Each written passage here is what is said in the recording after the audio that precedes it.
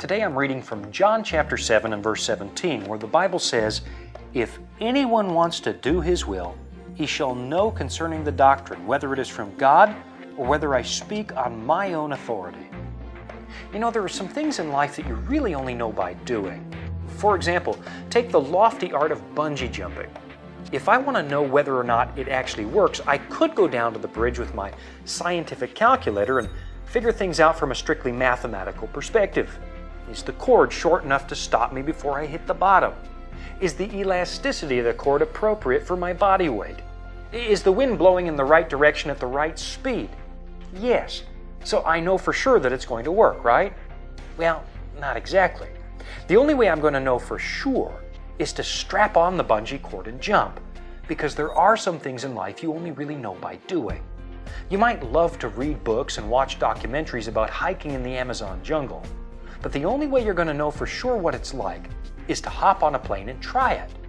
You might have watched a million different people go for a polar bear swim on New Year's Day, but the only way you're going to know what they're talking about is to try it for yourself.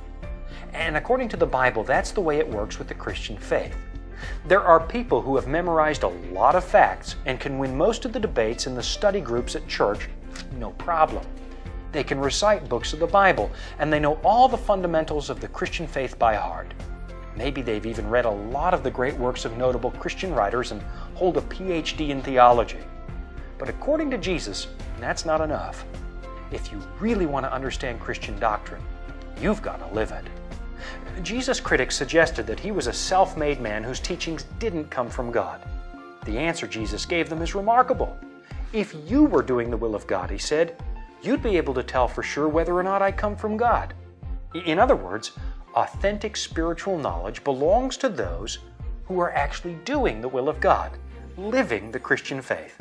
Anything else is just empty religion. Here's how it plays out. You'll never know the joy that Jesus talks about until you walk the same path Jesus walked.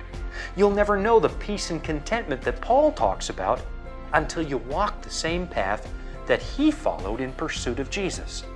You'll never see the spectacular miracles Moses witnessed until you have the friendship with God that he had. If you really want to get into the meat and potatoes of what this book, the Bible, has to say, if you really want to understand it, you're going to have to live it out in your life. And you know what you're going to find? It turns out that living by this book is just a much better way to live.